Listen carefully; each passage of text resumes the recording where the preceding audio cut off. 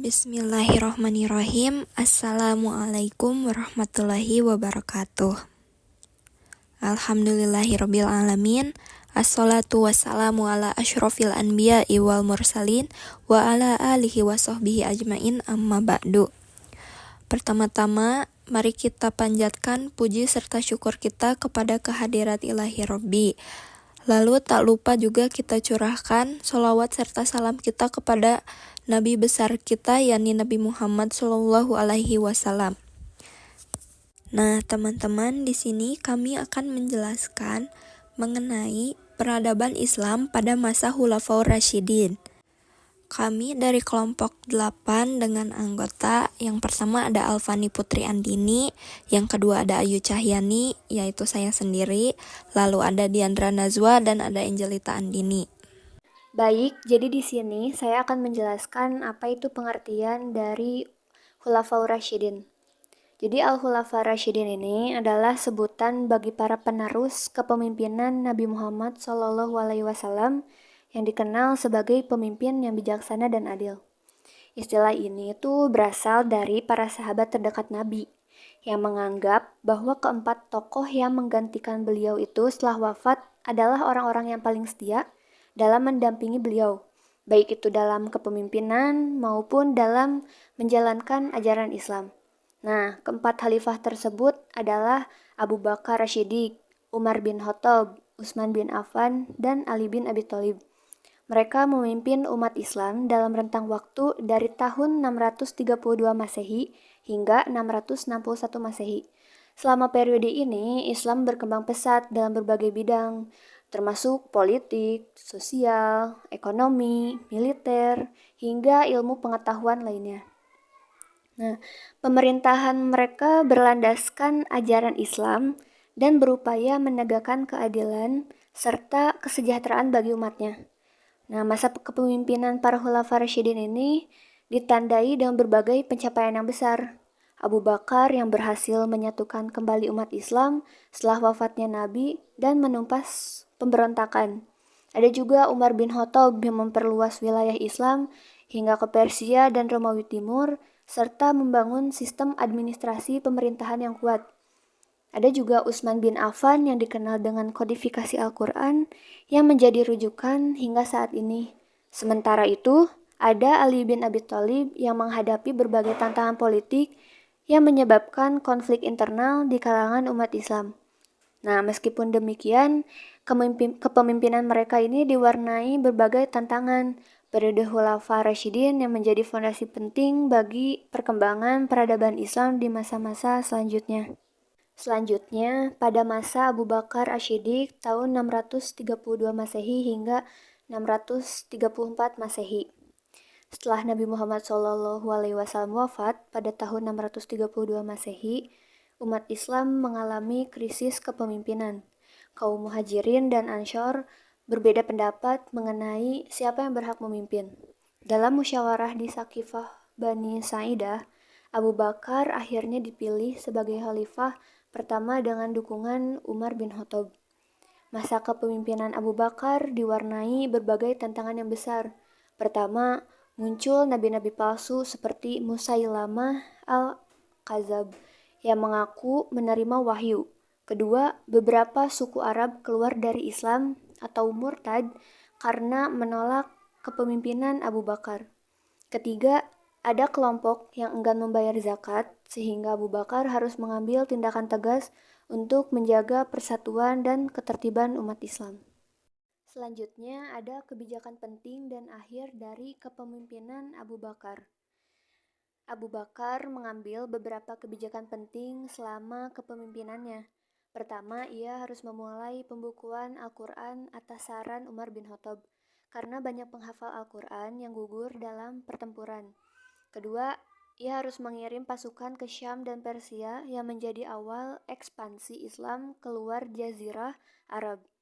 Ketiga, ia menumpas berbagai pemberontakan melalui Perang Riddah untuk menghadapi suku-suku yang murtad dan menolak kepemimpinan Islam sehingga berhasil menyatukan kembali umat Islam.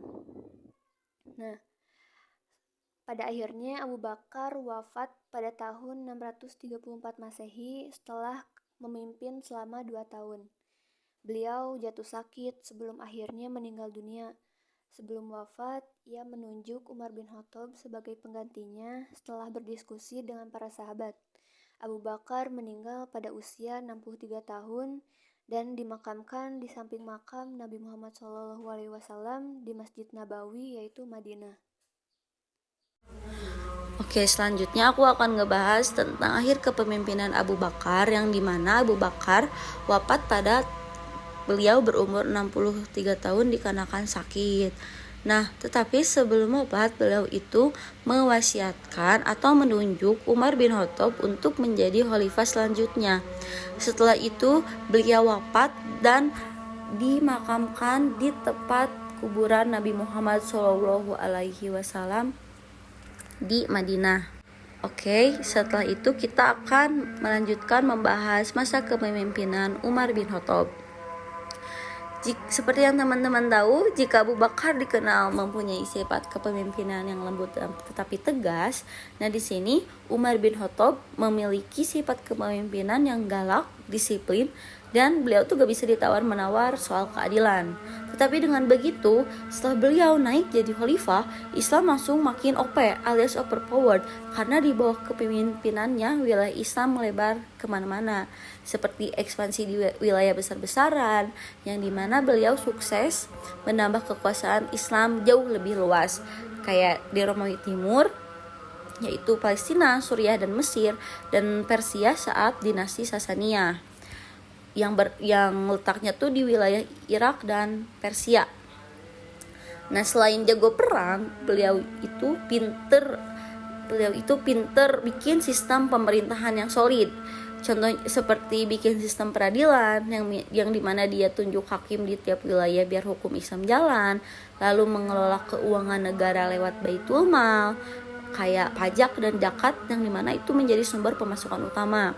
Lalu memberikan gaji tetap untuk tentara Islam, yang dimana bertujuan untuk pasukan agar semakin loyal dan gak tergoda suap. Lalu memperkenalkan kalender Hijriah supaya umat Islam mempunyai sistem waktu sendiri. Nah, akhir kepemimpinan Umar. Tapi ya, disayangkan banget, meski menjadi khalifah paling sukses, Umar bin Khattab wafat dengan tragis, yang dimana beliau ditikam oleh Abu Lulu'ah, yaitu seorang budak Persia saat sholat subuh. Nah, seperti Abu Bakar, sebelum wafat, beliau membuat Dewan Syura untuk memilih khalifah selanjutnya, yang dimana khalifah selanjutnya akhirnya jatuh ke Utsman bin Affan. Selanjutnya saya akan menjelaskan masa Khalifah Utsman bin Affan dari periode 23 sampai 35 Hijriah atau 644 sampai 656 Masehi. Nah, Utsman ini memiliki nama lengkap Utsman ibnu Affan ibnu Abdil Ash bin Umayyah dari pihak Quraisy. Ia memeluk Islam lantaran ajakan Abu Bakar. Utsman juga menjadi salah satu seorang sahabat dekat Nabi. Masa pemerintahannya adalah yang terpanjang dari semua khalifah di zaman Khulafaur Rasyidin, yaitu sepanjang 12 tahun. Masa pemerintahannya ini terbagi menjadi 2 periode, menjadi 6 tahun pertama merupakan masa pemerintahan yang baik, lalu 6 tahun keduanya atau yang akhirnya menjadi yang buruk. Kenapa disebut buruk?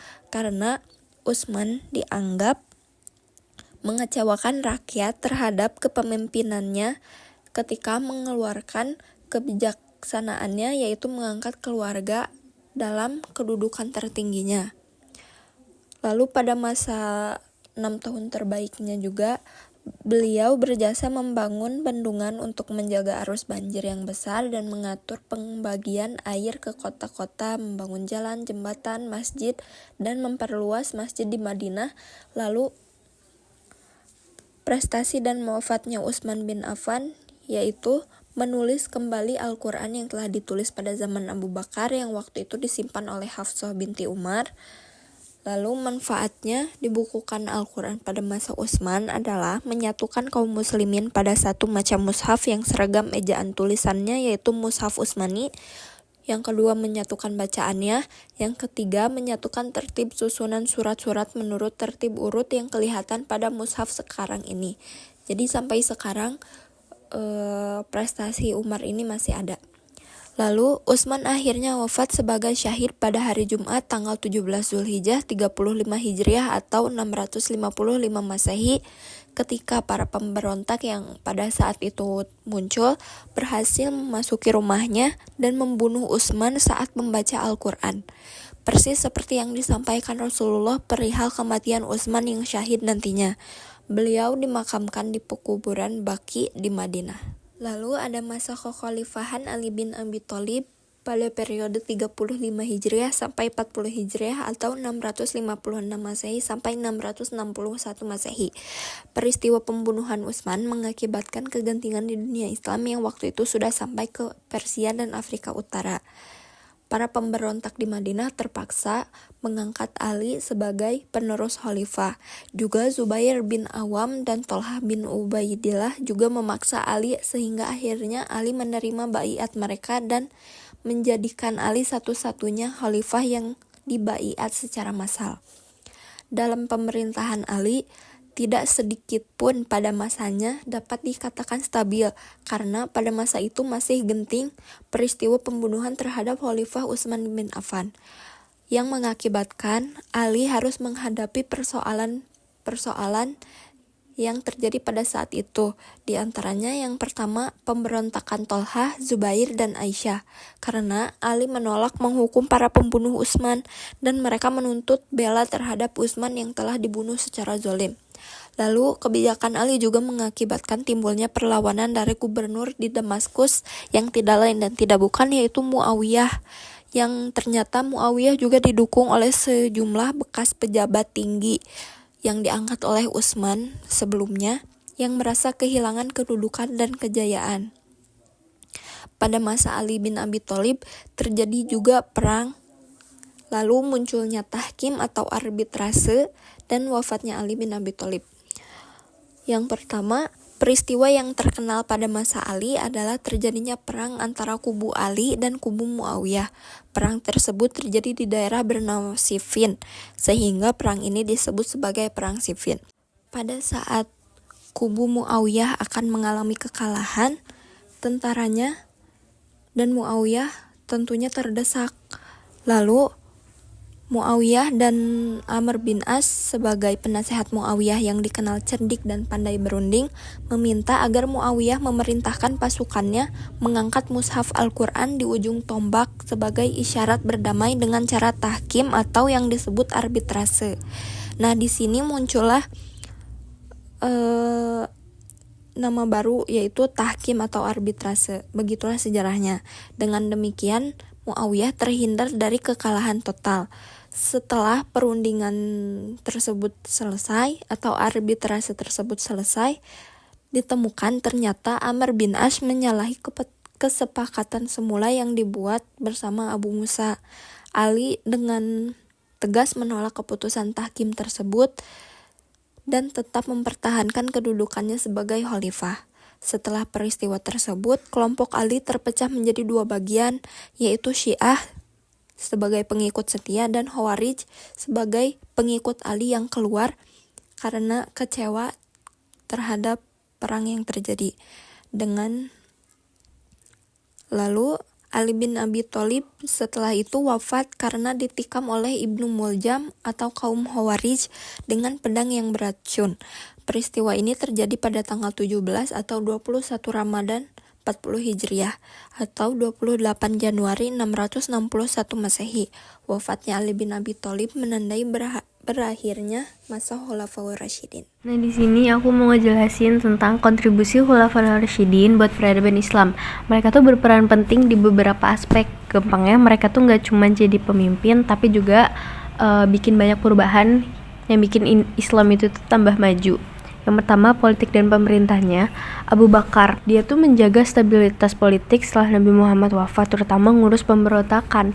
Umar bin Khattab itu lebih memanajemen negara. Dia ngebagi wilayah di beberapa provinsi dan menunjuk gubernur. Terus Utsman bin Affan yang ngeluasin wilayah Islam sampai ke Afrika Utara dan Asia Tengah. Kalau Ali bin Abi Thalib ini tuh dia mengenalin sistem konsultasi dalam pemerintahan buat bikin keputusannya. Terus yang kedua, kontribusi dan keuangan. Di bagian ekonomi mereka membentuk Baitul Mal, kayak bank di negara buat ngatur zakat, pajak, dan harta rampasan perang. Umar juga mengenalin sistem gaji buat pegawai dan tentara, jadi kesejahteraan masyarakat itu lebih diperhatiin. Mereka juga bangun infrastruktur kayak jalan, pasar, dan saluran irigasi biar ekonominya tuh makin lancar. Yang ketiga, hukum dan sosial. Di bidang hukum ini tuh mereka tuh tegas ngejalanin syariat Islam sebagai dasar hukum negara. Bahkan hakim-hakim tuh diangkat di berbagai wilayah biar masalah sengketa bisa diselesaikan sesuai ajaran Al-Quran dan hadis. Terus yang keempat, pendidikan dan ilmu pengetahuan. Di sini tuh Utsman bin Affan itu punya kontribusi besar dalam standarisasi Al-Quran. Ini tuh penting banget biar bacaan Al-Quran tuh gak beda-beda di setiap wilayah Islam. Mereka juga bangun pusat-pusat pendidikan di Madinah, Kufah, dan Basrah yang nantinya tuh jadi pusat pengetahuan dunia Islam. Dan terakhir tuh kontribusi dalam bidang militer. Mereka juga sukses nyebarin Islam lewat penaklukan wilayah baru kayak Persia, Syam, Mesir, dan Afrika Utara. Pasukan mereka juga tuh makin terorganisir dengan baik, bahkan mereka mulai membangun benteng-benteng buat ngelindungin wilayah Islam di serangan musuh. Jadi kontribusi para khalifah ini tuh gak main-main. Mereka juga ngejamin Islam tuh gak cuma bertahan tapi juga berkembang pesat di banyak bidang. Terus yang terakhir, kesimpulannya, masa Khulafaur Rasyidin itu bisa dilihat sebagai periode yang sangat penting dalam sejarah Islam. Ada 4 khalifah, yaitu Abu Bakar, Umar bin Khattab, Utsman bin Affan, dan Ali bin Abi Thalib yang mimpin setelah Nabi Muhammad wafat. Mereka juga punya peran besar dalam memperkuat dan memperluas Islam. Misalnya Abu Bakar menjaga kestabilan setelah wafatnya Nabi, Umar memperluas wilayah Islam keluar Jazirah Arab, Utsman menyatukan Al-Quran dalam satu mushaf, dan Ali yang mengatasi banyak konflik internal. Mereka juga membangun sistem pemerintahan tuh yang baik banget. Mereka menciptain sistem keuangan negara, mengatur tentara, membangun jalan dan jembatan, serta memperkenalkan hukum-hukum Islam. Jadi pada masa Khulafaur Rasyidin ini tuh Islam berkembang pesat baik secara politik, ekonomi, pendidikan maupun militer. Mungkin segitu aja penjelasan dari aku. Selanjutnya aku balik lagi ke Ayu. Nah, teman-teman, mungkin cukup sekian yang dapat kami sampaikan. Maka dari itu, sebelum saya menutup presentasi ini, izinkan saya memberikan pernyataan dari Sayyidina Ali bin Abi Thalib yang berkata, di dunia ini hanya ada 2 hari, yaitu 1 hari untukmu dan hari lain menjadi lawanmu. Jika kamu menang, maka jangan terlalu senang. Sementara jika ia menjadi lawanmu dan kamu kalah, maka bersabarlah. Unzur maqala wala tangzur man qala. Aqulu qawli hadza wa astaghfirullahu li wa lakum fastaghfiruhu innahu huwal ghafurur rahim. Wassalamualaikum warahmatullahi wabarakatuh.